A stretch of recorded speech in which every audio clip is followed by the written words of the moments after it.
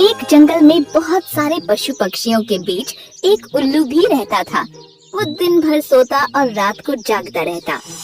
एक बुलबुल ने उसे दिन में आवाज दी, उल्लू भैया, अरे अब तो उठ जाओ, सारा जंगल जाग रहा है और तुम सो रहे हो। उल्लू ने बुलबुल की बात का कोई जवाब नहीं दिया और उसकी सोने की प्रक्रिया जारी रही। अजीब पक्षी हो, मैं जगा रहा हूँ और तुम सोए पड़े हो। अरे बुलबुल की दुम, मैं रात भर जंगल की रक्षा के लिए जागता हूँ और दिन में सोता हूँ। तुम क्या चाहते हो, मैं रात दिन जागता ही रहूँ? तुमने कब मेरी रक्षा की? हाँ, हमारी नींद में खलल डालने के लिए शोर जरूर मचाते हो, रात भर जंगल का चक्कर लगाते हो। अब जाओ यहाँ से, मुझे सोने दो। मुझे भगा रहे हो? समझ लो सुनहरा मौका गवा रहे हो। सुनहरा मौका? अरे खुलकर बताओ। अरे मैं तो तुम्हें टेकरी वाले शुतुरमुर्ग की तरफ से निमंत्रण देने के लिए बुलाने आया था। अब तुम नहीं तैयार हो तो कोई बात नहीं, मैं चलता हूँ। मैं तो चलकर दावत खाऊंगा, मजे उड़ाऊंगा। तुम सोए हो, सबको यही बताऊंगा। अरे रे रे रे रे, रुको बुलबुल भाई, तुम तो यार नाराज हो गए। पहले क्यों नहीं बताया? अच्छा किया मुझे जगाया।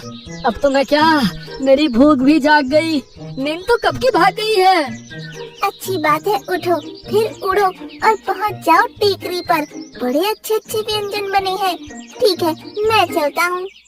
इतना कहकर बुलबुल तो वहाँ से उड़ गया, लेकिन उल्लू के लिए परेशानी खड़ी हो गई। वो जैसे ही अपने घोंसले से उड़ा, उड़ते उड़ते पेड़ से टकरा गया।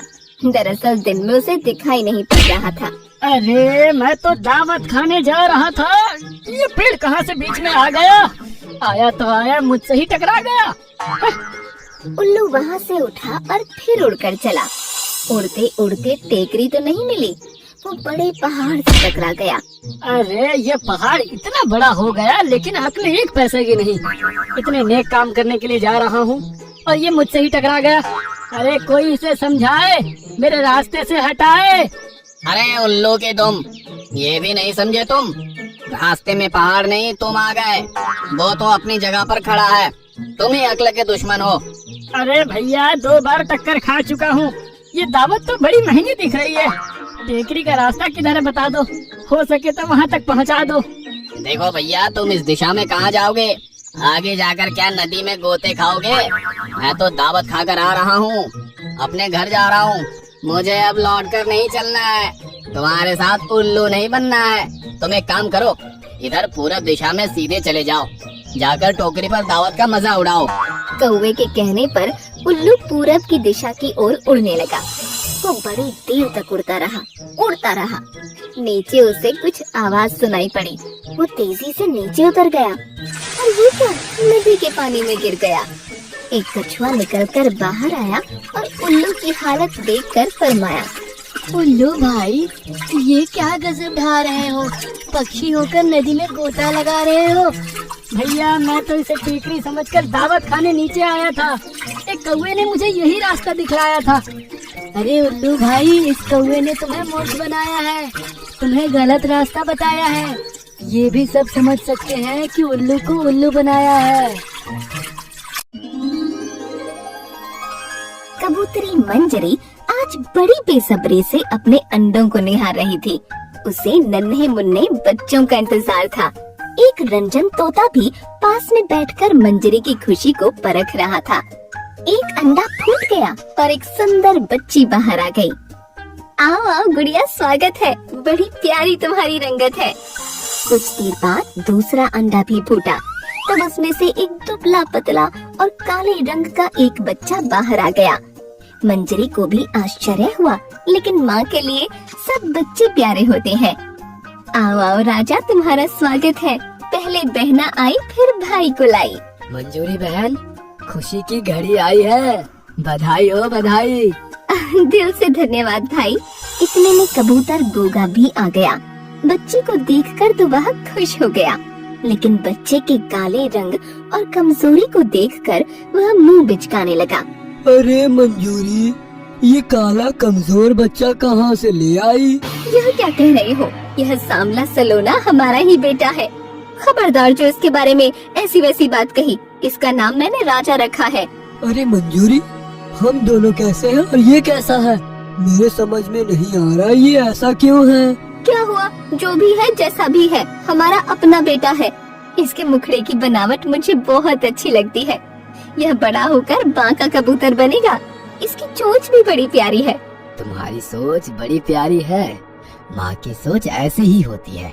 उसे अपने बच्चे सबसे ज्यादा प्यारे लगते हैं। मंजरी कबूतरी ने बड़े प्यार से दोनों बच्चों को पालना शुरू कर दिया।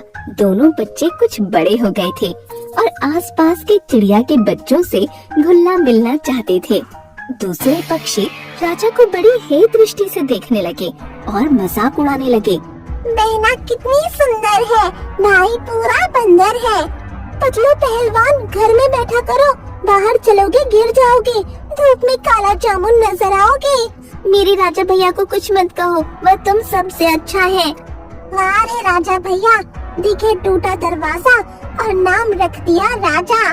राजा भैया यहाँ से चलो, यहाँ सब हमारी कदर नहीं जानेंगे। अब हम इनके साथ कभी नहीं खेलेंगे। राजा को उनकी बातों से बड़ा दुख हुआ था, लेकिन वह कुछ बोल नहीं पाया था। वह अपनी बहन गुड़िया के साथ वहाँ से चल पड़ा। वह जानता था कि उसकी बहन उसे बहुत प्यार करती है, इसलिए वह उसकी तरफदारी करती है। राजा जिस पेड़ पर रहता था, उस पेड़ के पक्षी भी उसका मजाक उड़ाते थे। यहाँ तक कि एक दिन एक कौवे ने भी उसका दिल दुखाया। राजा पेड़ पर से उड़ा और कमजोरी के कारण बीच में ही थक गया और लौटकर फिर पेड़ पर आ गया। अरे राजा, तुम पेड़ से दूर मत जाया करो। तुम शक्ल सूरत से हमारी बिरादरी के लगते हो। हमारे टोली में शामिल हो जाओ। एक बात है, कमजोर हड्डी वाले पक्षी हो, तुम्हें हमारे दल में पीछे रहना होगा। ज्यादा मेहनत का काम नहीं कर पाओगे, ठीक से उड़ भी नहीं पाओगे। राजा को बहुत दुख हुआ और अपने आप पर उसे गुस्सा भी आया। वह वहाँ से दूर जाकर एक झाड़ी में बैठ गया। वह अपने आप से बातें करने लगा। भगवान, मुझे इतना कमजोर और काला क्यों बनाया? कोई मुझे पसंद नहीं करता, मेरे साथ कोई खेलना नहीं चाहता। भगवान ने मुझे दुनिया में क्यों ही भेजा? मैं पैदा होते ही मर क्यों नहीं गया? जब बहुत देर तक राजा पेड़ पर नहीं लौटा, तब उसकी माँ कबूतरी मंजरी ने गोगा कबूतर को भी बताया और दोनों अलग अलग दिशा में अपने बेटे को ढूंढने के लिए चल पड़े। मंजरी मन ही मन सोच रही थी कि उसका बेटा तो आसपास के जंगल की दिशाएं भी नहीं जानता, वह न जाने कहाँ चला गया। उधर राजा उड़ते उड़ते जंगल में बहुत दूर चला गया। आज उसने कुछ ठीक से खाया भी नहीं था, फिर भी वह उड़ते हुए थक नहीं रहा था। वह एक पेड़ पर बैठ गया। उसी पेड़ पर कुछ मोर पक्षी भी बैठे थे। उन्हें देखकर वह डर गया। यह सभी मोर कितने सुंदर दिख रहे हैं, मुझे इनके बीच में नहीं जाना चाहिए। यह सभी मेरा मजाक उड़ाएंगे। मुझे बहुत भूख भी लगी है, प्यास भी लगी है। क्या मुझे घर लौटना चाहिए? मैं तो बहुत दूर आ चुका हूँ, रास्ता भटक चुका हूँ। हे भगवान, क्या करूँ मैं? एक मोर ने राजा को देख लिया और वह उसके पास आ गया। राजा छिपने लगा। बेटा, तुम्हारा नाम क्या है? मेरा नाम राजा है। मैं रास्ता भटक गया हूँ, मैं चला जाऊंगा, मेरा मजाक मत उड़ाइए। बेटा, तुम क्यों छुप रहे हो? सामने आओ। आप लोग मुझे मारेंगे तो नहीं? बेटा डरो नहीं, हम तुम्हें क्यों मारेंगे? आओ, तुम्हें बहुत भूख लगी होगी ना, लो खा लो। तुम किसी बात की चिंता मत करो। मोर काका की बातों ने राजा के अंदर खुशियाँ भर दी। उसका डर भाग चुका था। उसे खाना दिया गया और वह बड़े प्यार से खाने लगा। उसने अपने साथ हुई सारी घटनाओं के बारे में मोर काका को बताया। मोर काका ने वैद्यराज लाल तोता को बुलाया। लाल तोता ने राजा की पूरी जांच की। इस बच्चे को जन्म से ही एक बीमारी है, जिसके कारण इसका रंग काला हो गया। उसी बीमारी के कारण ये कमजोर भी है। इस बीमारी का कठिन इलाज है। आपके इलाज से ये ठीक तो हो जाएगा ना? कृपया करके इसका इलाज कर दीजिए। मैं अपनी पूरी कोशिश करूँगा। कई दिन तक इसका इलाज चलेगा। बच्चे, चिंता मत करो, भगवान ने चाहा तो सब कुछ ठीक हो जाएगा। राजा मोरों के साथ उसी जंगल में रहने लगा और लाल तोता वैद्य द्वारा उसका इलाज चलने लगा। वह सबकी सेवा भी करता था। धीरे धीरे उसने सबके दिल में जगह बना ली। कुछ दिन तक उसका इलाज चलता रहा, लेकिन स्वास्थ्य में कोई फर्क नहीं आया। मोर काका, तोता काका, आप लोग मेरे बारे में बहुत परेशान हो चुके हैं। ये काला रंग और कमजोरी मेरी तकदीर बन चुका है। अब तकदीर को बदलना मुश्किल है। मुझे मेरे हाल पर छोड़ दीजिए। बेटा, निराश मत हो। भगवान के घर देर है अंधेर नहीं है। तुम भगवान के नेक बंदे हो, वे तुम्हारी फरियाद अवश्य सुनेंगे। लाल तोता इलाज जारी रखता है। जो भी जड़ी बूटी मंगवानी होती थी, मोर मंडली उसे हाजिर कर देती थी। एक दिन अचानक राजा ने नदी के पानी में अपना चेहरा देखा तो उसे यकीन नहीं हुआ। उसका रंग साफ हो गया था और चेहरे पर चमक आ गई थी। राजा बेटा, अब इलाज का फर्क दिखने लगा है। राजा, तुम्हारा चेहरा चमकने लगा है। धीरे धीरे राजा का स्वास्थ्य भी सुधरने लगा और उसका रंग भी निखरने लगा। देखते ही देखते वह एक सुंदर कबूतर बन गया। आप लोगों के प्यार और मेहरबानी ने मेरी जिंदगी बदल दी। तोता काका की दवाओं ने जादू कर दिया। मैं आप सबका बहुत आभारी हूँ। बेटा, नजर ना लगे, तुम दुनिया के सबसे सुंदर कबूतर बन गए हो। सबसे सुंदर और तंदुरुस्त हो गए हो। बेटा, अब तुम्हें एक मुकाबले के लिए तैयार होना है। 1 सप्ताह के बाद इसी जंगल के मध्य में सभी कबूतर और तोतों की उड़ान प्रतियोगिता होगी। जो काले पहाड़ की ऊंची चोटी को छूकर पहले लौट आएगा, वो विजेता होगा। वह दिन आ गया। कबूतर और तोता के बच्चे जिन्होंने कभी राजा का मजाक उड़ाया था, वह भी इस प्रतियोगिता में हिस्सा ले रहे थे।